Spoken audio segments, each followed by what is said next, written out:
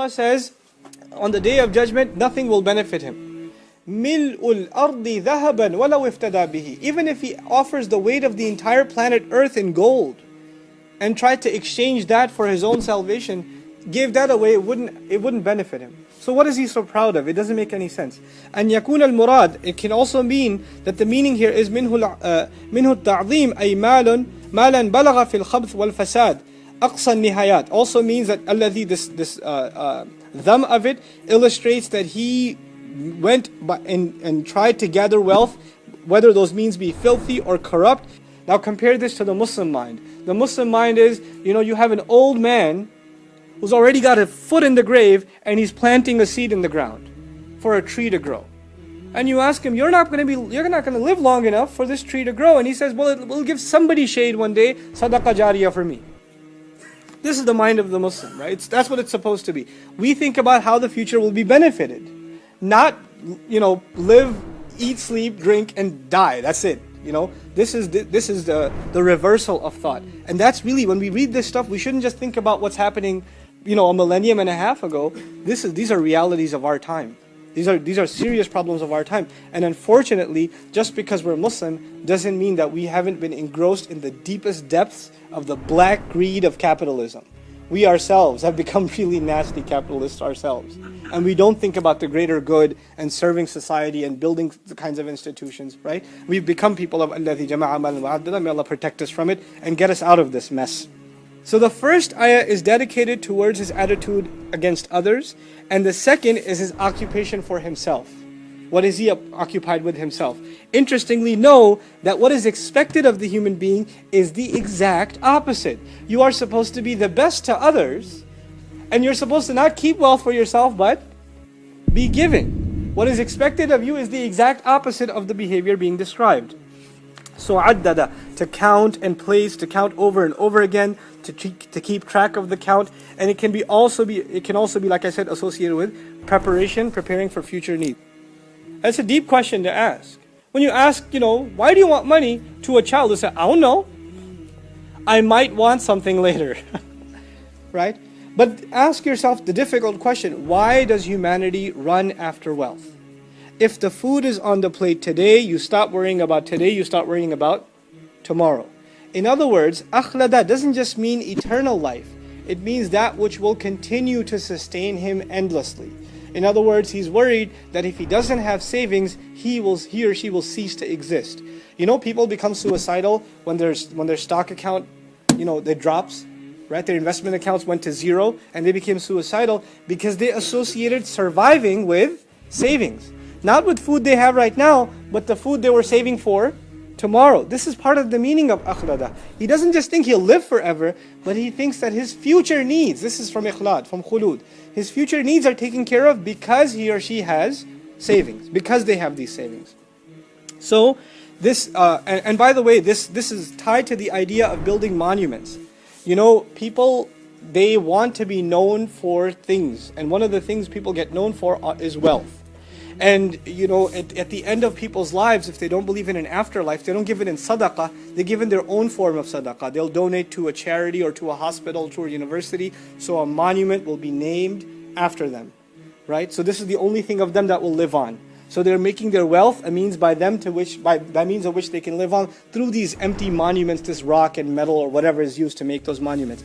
This concept is also talked about in the Quran. When the nation of Hud is mentioned, Allah Azza wa Jalla says, وَتَتَّخِذُونَ مَصَانِعَ لَعَلَّكُمْ تَخْلُدُونَ. تَخْلُدُونَ. You make statues so you can live forever?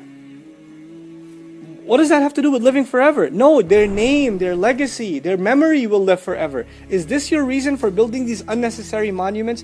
His quest, his desire for eternity, for living eternally. Allah put that desire inside the human being. If that desire is not channeled towards seeking Jannah, it will be channeled towards getting your wealth and building monuments. And that's what will channel. But the desire is there. Like Allah put the desire inside us to appreciate beautiful things. And if you don't appreciate the beautiful recitation of Quran, you will become obsessed with music. The desire is there, but it's going to get channeled. It's going to go in one direction or the other. You understand? So that's what we're learning here. So the people who don't, and by the way, this is the comment of one of my teachers, Dr. Israr Ahmed. He said about this surah, he said that there are two temptations of dunya. It's money and children usually that are talked about in the Quran. Right? At-takathur fil amwali wal awlad. Obviously this surah is talking which one? Mal, not awlad. And he made a comment about that, just his own observation. He said, in my own life I have noticed the people who don't have children, they become even more obsessed with wealth. If they don't have kids, then if you have kids, you have two concerns. But if you don't have kids, you become overly concerned with wealth and counting money. And if you tell people who don't have kids, who become overindulged in wealth, why don't you have kids? What's the number one reason they give you? Wealth. I don't know if you can afford it. I don't know if, we have enough for ourselves. We don't know if we have enough for a child. It might cramp our style or our future plans, etc.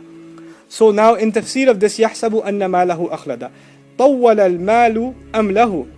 The wealth will increase his false hopes. وَمَنَّاهُ الْأَمَانِيَ الْبَعِيدَ. And it will give him wishful thoughts or fortify his wishful thoughts that are far away. حَتَّى أَصْبَحَ لِفَرْطِ غَفْلَتِهِ وَطُولِ أَمْرِهِ. Until it becomes a means by which he gets deeper and deeper into his heedlessness and extends his false hopes. يَحْسَبُ أَنَّ مَالَهُ تَرَكَهُ خَالِدًا. He assumes his wealth will leave him remaining فِي الدُّنْيَا لَا يَمُوتُ. In this world as though he won't die. It also implies in the next life that he thinks, this is a very important mentality by the way. There are people today that believe because Allah gave them so much here, that they will be doing pretty well over there. Hey, Allah loves me so much here, He's obviously taking care of me here, so I can only expect better when I go. But this is actually a real mentality. It's at the heart, by the way, of many a Protestant factions of Christianity. They will tell you in the sermon, God wants you to go get that promotion. He wants you to make that extra money. He wants you to get that second mortgage because He loves you. Right? Make more and that will be a sign that Allah loves you more.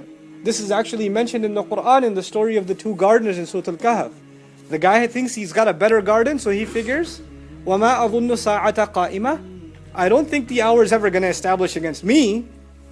وَلَا يَرُّدِدْتُ إِلَىٰ رَبِّي. Even if it was returned to my master, لَأَجِدَنَّ خَيْرًا مِنْهَا وَانْقَلَبًا. I would find better return over there than here.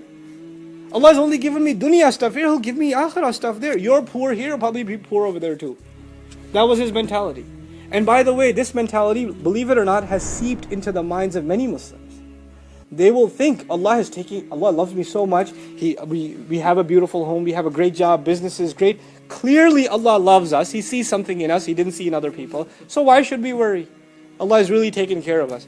Well, know that these things that we thank Allah for, more than anything else, they are a test. For some people, their poverty is a test. For other people, their wealth is a test. But they're both a test.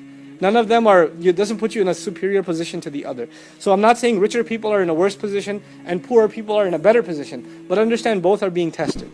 Both of them are being tested. May Allah help us understand our test and live a life that successfully passes that test. What he's essentially saying is, it is because the human being assumes that now that he has wealth already, this matter is dealt with, I'm already taken care of, I don't have to worry about the future anymore because I already have wealth. In other words, the warnings of the akhirah, the warning of the future, it doesn't bother him. The first thought that crosses his mind is, I'm okay, I'm doing alright, I'm taken care of. Other people may have to worry, I'll be alright. And others even think, and this is commented on by Mufti Muhammad Shafi' in the tafsir of this surah, in one of his recorded durus. He said that there are people who think they can buy their way into paradise. Right? So when they're warned, they say, I have wealth, if I'm not obeying Allah, that's fine, I can pay my way through. Just like paying a little extra to get the elite package for Hajj, I get the elite package pass, go right through, pass by security gates and go straight to paradise. It'll be waiting for me. So this idea of me having furugh, me being completely unconcerned about what is to come. قال الحسن, Hassan says, ما رأيت يقينا. This is an amazing statement, by the way. ما رأيت يقينا لا شك فيه أشبه بشك لا يقين فيه كالموت. I didn't see something so certain in which there is absolutely no doubt, and people are so in doubt about it as though there's no certainty in it, like death. Death is something that is so sure, there's no doubt about it, and people's attitude towards it is so uncertain as though there's not going to happen ever. They're completely in doubt about it, subhanallah. أحب المال حبا شديدا. This is one of the implications of the ayah, that he loved wealth with an intense form of love. حتى اعتقد أنه إن انتقص مالي أموت. Until he started believing, if my wealth goes down, I will die. فَلِذَلِكَ يَحْفِظُهُ مِنَ النُّقْصَانِ لِيَبْقَى حَيًّا. So he protects it from going down so he can remain alive.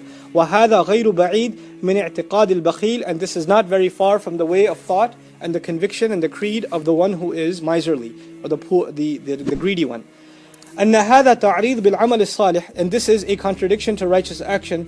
وأنه هو الذي يخلد صاحبه في الدنيا بالذكر. And this is the righteous one knows that that the person who is the one of good deeds, that is what will give him eternal life, by mentioning the good things. وَفِي الْآخِرِ النَّعِيمُ الْمُقِيمُ. And in the end, he will have blissful.